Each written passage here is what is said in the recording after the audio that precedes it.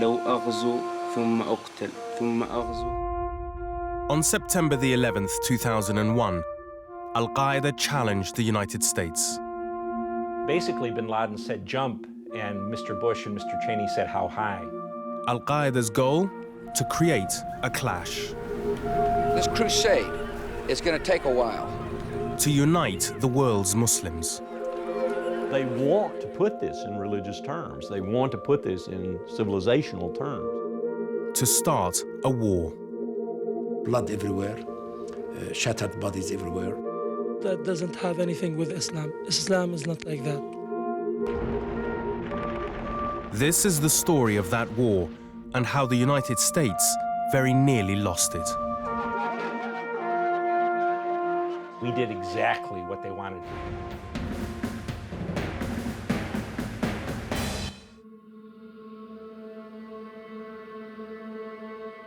In 1998, Osama bin Laden declared war on the United States and set about trying to provoke a clash that would pit the Islamic world against the West.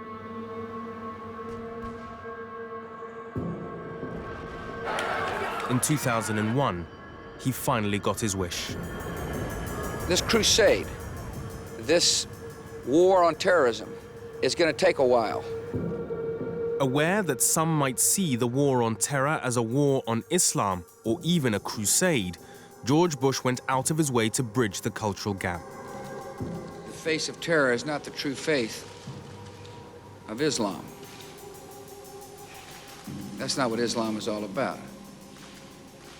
Islam is peace. These terrorists don't represent peace. They represent evil and war. We may have wished in the West not to depict it as a clash of civilizations, and we may very sincerely have not seen it as such, but from the start, bin Laden always certainly conceived it as such, and I believe saw it as such. Mr. Speaker, the President of the United States. And this evening, we welcomed the distinguished interim leader of a liberated Afghanistan, Chairman Hamid Karzai. Now, there were people in the administration who were euphoric about Afghanistan. There was this euphoria about, we have won. We've won, and Afghanistan's going to be a Jeffersonian democracy in a decade. Many in Washington failed to understand that in spite of the apparently easy victory in Afghanistan in 2001, the Islamic world was becoming increasingly disaffected. In the aftermath of 9/11, it wasn't only Osama bin Laden who believed that a clash of civilizations was inevitable. I will not wait on events while dangers gather.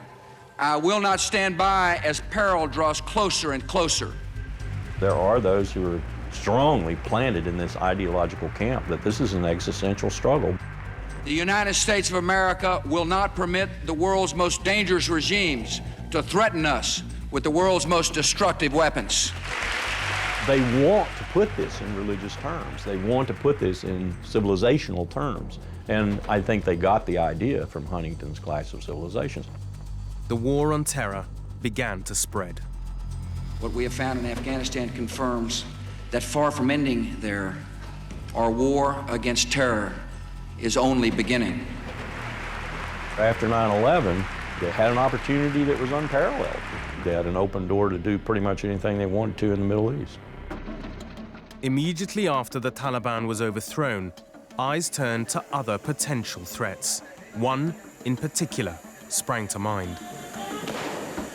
Rumors of the change in policy had been circulating since 9/11. There was more than whispers. There was, make sure this is not Iraq, search your records over and over again. What happened was that people began to say Iraq and Al-Qaeda had connections. We do have solid evidence of the presence in Iraq of Al-Qaeda members, including some that have been in Baghdad. Most of us dismiss this as just, the kind of rumor that always happens when you have an event like this. It was the Israelis who really did it. We have credible evidence that Al-Qaeda leaders have sought contacts in Iraq who could help them acquire weapons of mass destruction. It was a nonsense from the start, but it was very clear within, I would say, 120 days that the neocons were going to use it as the pivot to go into Iraq. Saddam Hussein is harboring terrorists and the instruments of terror, the instruments of mass death and destruction, and he cannot be trusted.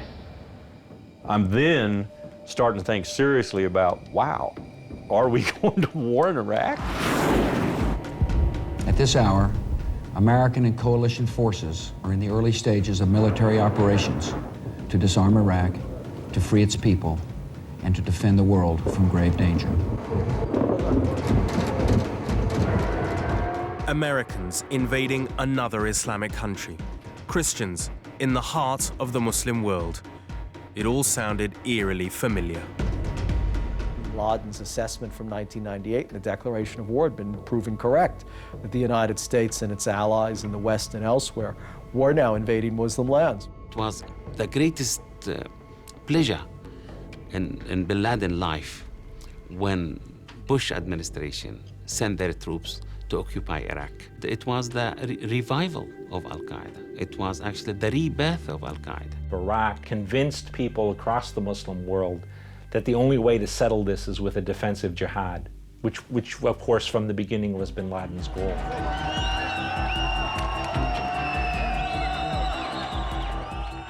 Like Afghanistan, Operation Iraqi Freedom went according to plan. Until suddenly, it didn't. In March 2004, Iraqi insurgents killed 4 US contractors in Fallujah, set their bodies ablaze, and hoisted them over the Euphrates River. Yesterday's events in Fallujah are a dramatic example of the ongoing struggle between human dignity and barbarism. Their deaths will not go unpunished. 5 days later, the United States launched Operation Vigilant Resolve and set about eliminating insurgents throughout the city. Iraqis fought back. The violence spiraled. When the Americans invaded Iraq, Fallujah was one of the most peaceful areas of the country. Within a year, it was the most dangerous of all. The cost? Incalculable.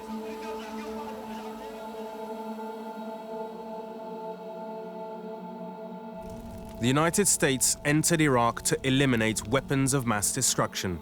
There were none. The United States promised to bring peace and freedom. Instead, the country descended into civil war.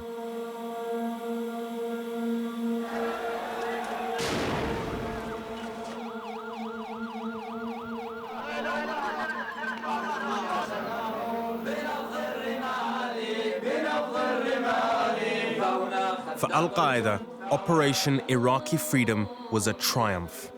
Everything bin Laden had said was true. Here, finally, was the clash he had promised. Al-Qaeda looked at it from manna from heaven. That precisely when Al-Qaeda was on the ropes, precisely when it was at a particularly weakened state. Bin Laden called, and they came, to turn themselves into weapons in the name of Allah, to fight the jihad. The United States shifted its attention and shifted all of its resources away from South Asia and towards Iraq. So it gave them precisely the breathing space that it needed at a critical juncture. Al-Qaeda got the ability to continue to prosecute and continue to carry on this struggle. The distraction also allowed the situation in Afghanistan to deteriorate. We declared Afghanistan an economy of force theater, which means as little effort as possible while you maximize your effort in another theater. We took our eye off the ball in Afghanistan. They thought it would be a picnic, and it would be an easy job. And they discovered that it's not an easy job at all. And they paid a very heavy price for that. The best way to go after a superpower like the United States is to draw them into an endless struggle in a faraway periphery of empire, if you will, and to bleed them, and to bleed them and bleed them and bleed them. Pretty good strategy. And exactly the strategy that bin Laden had laid out nearly a decade earlier. Fighting insurgencies on two separate fronts, the United States was overstretched, giving Al-Qaeda the opportunity to export the clash to the capital cities of Europe. First, Madrid, then London. We'll do what I'm doing for the sake of Islam. The London bombers were British citizens, radicalized by Iraq. Bin Laden had fantasized about a clash of civilizations. In 2005, it appeared as if he might have succeeded.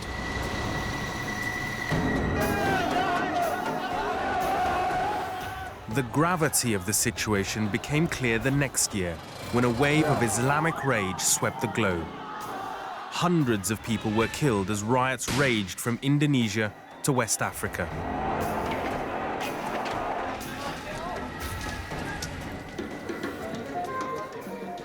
But it all started in one of the world's most peaceful cities, Copenhagen, Denmark. My children went to the local school. Half of the pupils are Muslims. And I decided to know something more about the Prophet of Muhammad, and I would like to tell the children about the Prophet. According to Kåre Blutkin, no one was willing to illustrate his book about the Prophet Muhammad for fear of offending Muslims. Well, of course, I was a little upset because there's a tradition in Danish and European children's book that you have an illustrator, and of course you show the main character. News of Blutkin's predicament soon reached the press, and Denmark's conservative Jyllands-Posten newspaper, which issued a provocative challenge. There was a publisher who could not find an artist who dared illustrate a children's book about Islam and the Prophet. The newspaper asked 42 political cartoonists to draw a picture of the Prophet Muhammad. 12 agreed. So I made this cartoon, and yes, I didn't expect these consequences. I heard about the cartoons. We looked at this paper, and we found it, well, quite funny. Kurt Vestergaard's cartoon, today considered so inflammatory that we cannot reproduce it, featured an Arab with a bomb in his turban.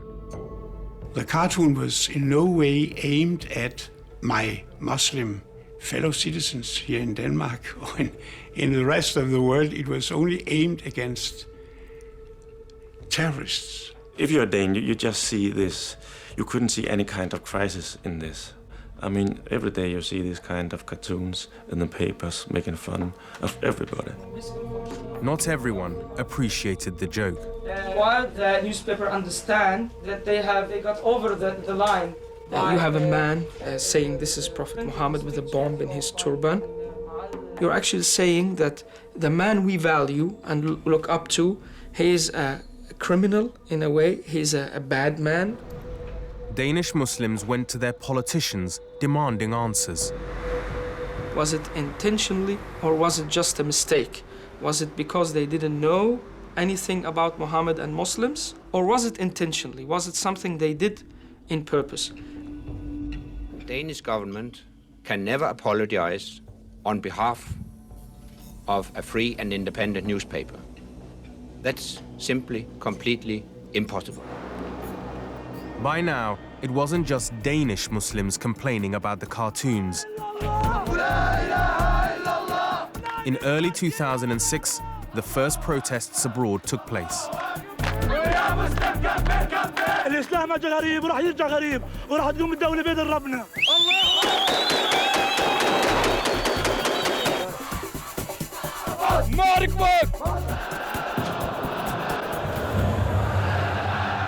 Through this cartoon, they're creating a war between Muslims and other religions. From Jakarta to Damascus, Danish embassies around the world came under attack. The protests tapped into a far more dangerous scene in Pakistan. آن لكم أن تقوموا إلى نصرة دينكم. جاء البشير لفارسنا أبي غريب المكي رحمه الله ببشرى اختياره للقيام بعملية استشهادية ضد السفارة الدنماركية في إسلام أباد بكى الفارس رحمه الله من شدة الفرح. On June 2nd, 2008, Abu Gharib al-Makki drove a car loaded with explosives into Denmark's embassy in Pakistan. 6 bystanders were killed, scores more wounded. By the time the cartoon protests were over, 1 embassy had been bombed, 5 attacked. Over 250 people were dead. No one had expected these consequences, all the terrible things that happened. In the midst of the conflagration, just when it appeared that a clash of civilizations had been ignited, something extraordinary happened. Al-Qaeda overreached itself. The story has its seeds in 2004, when the Americans staged their bloody assault on Fallujah, killing hundreds of Iraqis. تفضل قلب اسمك؟ نور ثامر مبارك عطروز. نور شلون يعني شنو رأيك بالأمريكان؟ والله كان تأثيره على العراق تأثير سلبي جدا. قتل الكثير من الناس الأبرياء، قتل الكثير من المسلمين باسم الحرية والديمقراطية. The city has been seized. We have liberated the city of Fallujah. قتلوا أبويا بالاحتلال مال الفلوجة. وبيت تهدم بالفلوجة هدمها الأمريكان. When American forces killed Noor's father in Fallujah, she passed into the care of her aunt, Sajida. ما شايفاني بس بالصورة ما أتذكر. Things didn't improve. يا أخي القوات الأمريكية داهمت بيتنا أكثر من 40 مرة. فقلت لك يعني إن كل مداهمة لهم أسلوب خاص بيهينون الناس ويهينون المسلمين في كل مداهمة. Sajida decided to fight back and joined Al-Qaeda, just when the organization was looking for new targets. To Al-Qaeda, Jordan, an ally of the West, was now a participant in the clash of civilizations on the wrong side. It needed to be taught a lesson. We are afraid from those terrorists because of Jordan cooperation with the United States on war on terrorism. We were worried, to tell you the truth, that Al-Qaeda might strike against Jordan. Al-Qaeda would strike Jordan, but the organization's victims were to be entirely innocent. Ashraf and I, we've met in 2003. I was a trainee at one of the hospitals.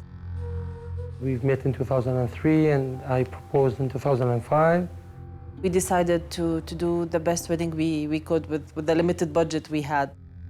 It was a very good time for us. You know, as we say in Arabic, the engagement time is the best time to know your lady. Nadia Alami and Ashraf Al-Khalid planned their wedding ceremony in a hotel in Amman. It would not go according to plan. We started walking to the bar room. We were so happy. A lot of friends, people were joining us. 11 plots failed because of our security alertness. They tried 11, and the number 12, they got it. We were facing the entrance of the bar room. I saw lightning and some light powder, and we heard the explosion. On the 9th of November 2005, 3 Amman hotels were bombed, including the Radisson SAS, where Ashraf and Nadia were holding their wedding. 60 people were killed. I investigated the scene. It was horrible. Blood everywhere, shattered bodies everywhere. I cannot describe you the pain inside me. It's a killing pain inside me, in my heart. I cannot say more than that. بعد انطلاق 3 من أسود الرافدين من عرينهم في بغداد إلى قلب عمان. Al-Qaeda's taped message indicated that there were 3 bombers. Actually, there were 4. The 4th bomber, who was also to target Ashraf and Nadia's wedding, was Noor's aunt, Sajida. الفندق كان به حفلة عرس أطفال ونساء ورجال. زوجي نفذ، أنا حاولت أنفذ ما انفجر. طلعت، الناس قامت تركض، أنا طلعت أركض وياهم. Sajida was arrested 4 days after the bombing and sentenced to death. Another bereaved family in Iraq, another product of Al-Qaeda's clash of civilizations. And then, from nowhere, a groundswell.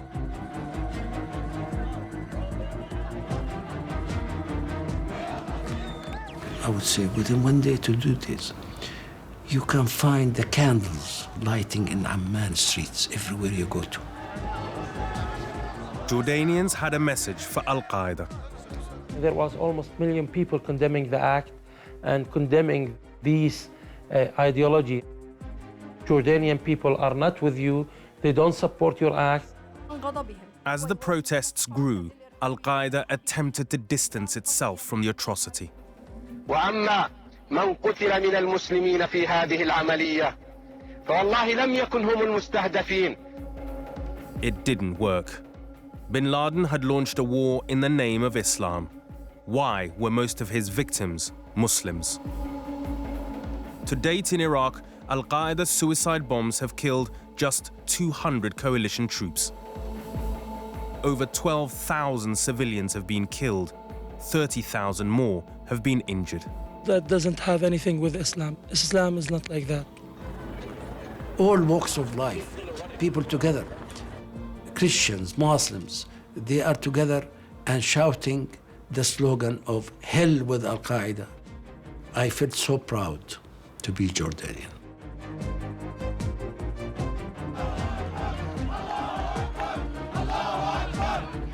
Five years later, further protests across the Middle East. Muslims marching to reject Al-Qaeda's brutal interpretation of current events and instead to demand democracy. Is this the end of the clash of civilizations? In 1993, Samuel Huntington suggested that Islam and the West were destined to collide. 9/11 appeared to herald the start of this coming conflict, and the theory became a self-fulfilling prophecy. For those who are exponents of the clash of civilizations, they have plenty of empirical evidence that they can, on both sides, that they can summon to use to justify their embrace of that theory. But it's a horribly reductionist and often simplistic way of viewing what's an enormously complicated phenomenon. That the clash of civilizations was a phantom mattered little. The end result was the same. War. Which was exactly what bin Laden had wanted from the beginning. Osama bin Laden succeeded by actually organizing the attacks of 11th of September. He provoked the Americans and he pushed them to fall in his trap.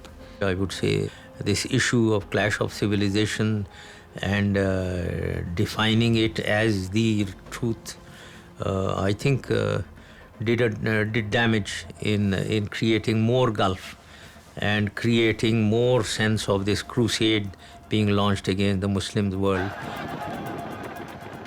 If there is a lesson to be learned from the 9/11 decade, perhaps it lies here. War between Islam and the West was not inevitable after 9/11. It is not inevitable today.